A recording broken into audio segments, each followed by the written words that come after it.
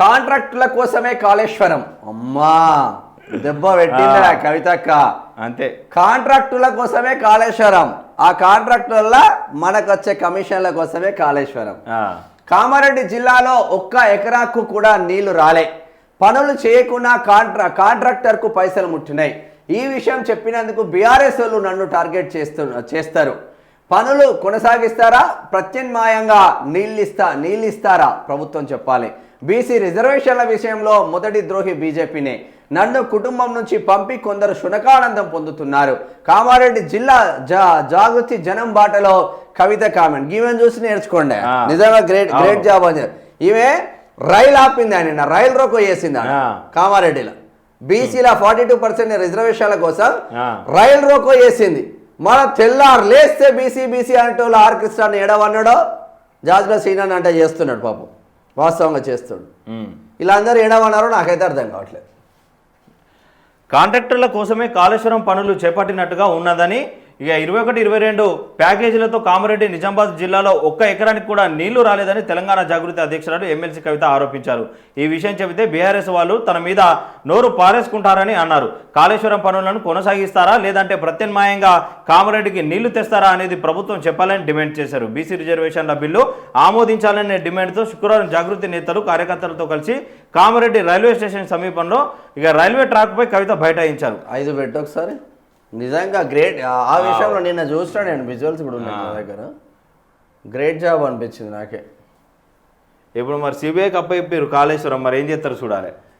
ఇక దీంతో సిర్నాపల్లి ఇందల్వాయి మధ్య దేవగిరి ఎక్స్ప్రెస్ రైలు నిలిచిపోయింది. రంగంలోకి దిగిన పోలీసులు కవితతో పాటు ఆమె అనుచరులను అరెస్టు చేసి హైదరాబాద్కు తరలించారు. ఈ క్రమంలో పోలీసులకు జాగృతి కార్యకర్తలకు మధ్య జరిగిన పెనుగులాటలో కవిత చేతికి స్వల్ప గాయమైంది. అంతకుముందు ఆమె మీడియా సమావేశంలో మాట్లాడారు. ప్యాకేజ్ 21-22 పనులను కాంట్రాక్టర్ల కోసమే చేపట్టినట్లు ఉంది. కాంట్రాక్టర్లకు డబ్బులు అందాయి తప్ప ప్రజలకు మేలు జరగలేదు. ప్యాకేజీ 22 ద్వారా కామారెడ్డికి నీళ్ళు ఇచ్చేందుకు ప్లాన్ చేశారు. 1446 కోట్లు అవసరమైతే 450 కోట్లు మాత్రమే ఇచ్చారు. అవసరమైతే 1446 కోట్లు అవసరమైతే 450 కోట్లు మాత్రమే ఇచ్చారు. మొత్తం 1500 ఎకరాల ల్యాండ్ అవసరమైతే 2వ వంతు భూసేకరణ కూడా చేయలేదు. కాళేశ్వరంతో నిజామాబాద్ కామారెడ్డికి నీళ్లు రాలే. ఆ ఒక్క సీజన్లో మాత్రమే హల్దీవాగు ద్వారా నీళ్ళు వచ్చాయి. ఈ విషయం చెబితే బీఆర్ఎస్ వాళ్ళు నా మీద నోరు వేసుకొని పడిపోతారు అని వ్యాఖ్యానించారు. ఇక కామారెడ్డి నుంచి బీసీ రిజర్వేషన్లపై కొట్లాడతామంటుంది కల్వకుంట్ల కవిత. బీసీ రిజర్వేషన్లపై కొట్లాడతాం. కామారెడ్డి నుంచి కాంగ్రెస్ బీసీ డిక్లరేషన్ ప్రకటించిందని ఇక్కడి లీడర్లు చెబితే నమ్మారని కర్ణాటక సీఎం సిద్ధరామయ్యను తీసుకొచ్చి బీసీ డిక్లరేషన్ ప్రకటించారని కవిత గుర్తు చేశారు. మా పోరాటం ఫలితంగా బీసీ రిజర్వేషన్లపై 2 బిల్లులు తెచ్చారు, కానీ అవి రాష్ట్రపతి వద్ద ఆగిపోయాయి. ఆ తర్వాత మేము రైలు రోకో చేస్తామని వార్నింగ్ ఇస్తే మళ్ళీ ఆర్డినెన్స్ తెచ్చారు, కానీ అది కూడా గవర్నర్ దగ్గర ఆగిపోయింది. ఇక ఎంబీసీలకు మినిస్ట్రీ ఇస్తామని కాంగ్రెస్ ప్రకటించింది, దాని జోలికి కూడా పోలేదు. ఇక రేవంత్ రెడ్డిని బీసీ ద్రోహిగా మేము ఇప్పటికే ప్రకటించామని అన్నారు.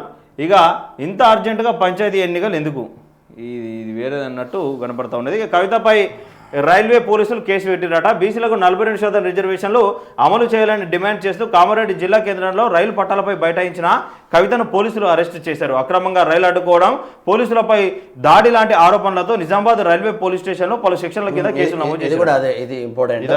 ఇంత అర్జెంటుగా పంచాయతీ ఎన్నికలు ఎందుకు, రాష్ట్రంలో ఇంత అర్జెంటుగా పంచాయతీ ఎన్నికలు నిర్వహించాల్సిన అవసరం ఏముందని కవిత ప్రశ్నించారు. తమిళనాడులో జయలలిత 9 ఏండ్లు ఎన్నికలను ఆపి రిజర్వేషన్లు సాధించారని చెప్పారు. కేంద్రం నుంచి నిధులు రావనుకుంటే దాని గురించి వారితో మాట్లాడకుండా ఎన్నికలకు వెళ్ళడం కరెక్ట్ కాదన్నారు. బీసీలకు న్యాయం చేయాలని కాంగ్రెస్కు లేదని, అందుకే ఇంత తొందరగా ఎన్నికలు పెడుతున్నారని, పార్టీల పరంగా సీట్లు అంటే కాంగ్రెస్ ఇచ్చిన చోటే బీఆర్ఎస్ బీజేపీలు బీసీలకు సీట్లు ఇస్తాయని ఆమె ప్రశ్నించారు. బీసీ రిజర్వేషన్ల విషయంలో మొదటి ద్రోహి బీజేపీ అయితే 2వ ద్రోహి కాంగ్రెస్ అని ఈ రెండు పార్టీలు జాగృతి తరపున ప్రశ్నిస్తూనే ఉంటామన్నారు.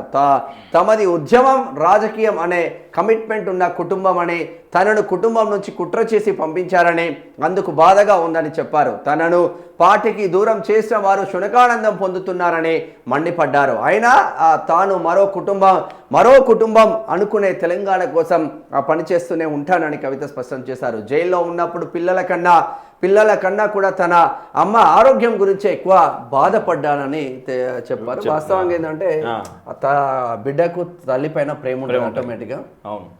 సరే, ఏది ఏమైనప్పటికీ కుటుంబంలో కలహాలు ఏమైనాయి, వాళ్ళ పంచాయతీలు ఏమైనాయి పక్కన పెడితే, ఒక బీసీ ట్యాగ్ లైన్ తీసుకున్నది. బీసీ ట్యాగ్ లైన్ తీసుకొని ఎవరు రైలు రోకో చేయలేదు, రైలు ఆపే ప్రయత్నం చేయలేదు. ఆ థాట్ కూడా మనోళ్ళకు రాలేదు. ఆమె తెలంగాణ ఉద్యమంలో పనిచేసిన బిడ్డగా ఆమెకు ఆ రైళ్ళ నాపిన్లు ఎక్కడికక్కడ రాస్తారోకోలు చేస్తూ ఉంటారు కాబట్టి కామారెడ్డిలో మాత్రం అది చేసిండ్రు. తెలంగాణ ఉద్యమంలో రైళ్ళు ఆపితే తెలంగాణ బిడ్డలపైన కేసులు అయినాయి. ఇక్కడ తెలంగాణ వచ్చిన తర్వాత కవితక్క బస్సులు ఆపినా, రైళ్ళు ఆపినా, ఏదాపినా కేసులు అవ్వవు. వెనకాల రేవంత్ రెడ్డి ఉన్నారని ఇక్కడ బీఆర్ఎస్ వాళ్ళు ఆరోపిస్తున్నారు. మాకు తెలియదు. ఏంది బట్టి విక్రమార్క ఆ కొడుకుది ఆ ఫంక్షన్ లో 3 రంగుల జెండా కట్టుకొని పోయిందంట. చీర వివాదం అయిపోయింది. 3 రంగుల జెండా కట్టి వెనకాల రేవంత్ రెడ్డి ఉన్నాడని బీఆర్ఎస్ లో ఒకటే ట్రోల్స్ వాళ్ళిద్దరికి ఒక్కటే ఫ్రేమ్ నుండి ఫోటో దిగిన వాడు నాయన ఇక వేరే విధంగా ఉంటుండే. కవితక్క రాగానే రేవంత్ రెడ్డి ముఖంలో వెలిగిపోయిందంట. అట్లా కూడా ట్రోల్స్ చేస్తా ఉన్నారు. అంటే ఈ సోషల్ మీడియాకు అంతు అది ఇది లేనట్టు. ఇప్పుడు మంగ్లీ ఉంటుంది, ఒక బంజారా బిడ్డ కింది స్థాయి నుంచి అడుగు స్థాయి నుంచి ఒక మంచి పొజిషన్కి వచ్చింది. ఆ బంజారా బిడ్డ ఒక ఫోక్ సాంగ్ వాడితే వాడు మేడిపల్లి స్టార్ అంటాడు. ఈ లంబడి కొడుకులకు స్టార్లని పెట్టుకొని బూతులు మాట్లాడేటోడు స్టార్లు అంట. ఆ పిల్ల నిన్న కంప్లైంట్ చేసింది సిపి సజ్జనార్ చేస్తే పోలీస్ స్టేషన్లో కూర్చునే బిడ్డ అమ్మడ బూతులు తిడుతుండే అమ్మాయి అనుకుతున్నాయి చేతులు కొడుకు మంగ్లీనా అదా ఇక మనం వాడరాని భాష. అరే ఎవడిచ్చిండ్రా నీకు ఆ స్వేచ్ఛ ఎవడిచ్చిండు? భావ ప్రకటన స్వేచ్ఛ ఉంటుంది, కానీ ఎంత ఉండాలో అంత ఉండాలి భావ ప్రకటన స్వేచ్ఛ. ఎస్ మంగ్లీ నీ పాట ఇట్లుంది, మంగ్లీ నీ పాట ఇట్లుంది, నీ చరణం అట్లుంది అని మాట్లాడు. కానీ అమ్మనాభూతులు ఆడపిల్లని పట్టుకొని తిట్టుడు. ఇటువంటి వాళ్ళని ఏం చేయాలి? అందరు ముందే ఈ స్టార్లు బీర్లని సింపిరెంటికలు పెట్టుకొని ఆడుస్తారు ఏడుస్తారు అందరు ముందే చేసేయాలి. కొందరు యూట్యూబ్ ఓనర్స్ కూడా చెప్తా ఉన్నా సింపుల్ది. మర్డర్లు చేసి మానభంగాలు చేసి 3 మర్డర్లు చేసి బీర్లు తాగి బిర్యానీలు దిగి నేను జైలుకి పోయినా, నేను మర్డర్ చేసి పోలీస్ స్టేషన్కి పోయినా అని చెప్పేసి ఈ రౌడీ బ్యాచ్ ఏదైతే ఉంటుందో ఆ రౌడీ బ్యాచ్లో ఇంటర్వ్యూలు చేయడం ఆపేయండి జర. ఇంకోరు ఇన్స్పైర్ అవుతా ఉన్నారు పిల్లలు, చిన్న పోరాటాన్ని తీసుకొచ్చి పిల్లలు ఇన్స్పైర్ అవుతా ఉన్నారు. టీవీ యూట్యూబ్ ఛానల్ చూసిన ఆ పిల్ల 10వ తరగతి 9వ తరగతి చదువుతుంది, ఆమెను పెట్టి ఇంటర్వ్యూలు చేస్తాను. అరే కొంచెం ఆపండి రా నాయన, మీ వ్యూస్ కోసం సంపకండి మనుషులను.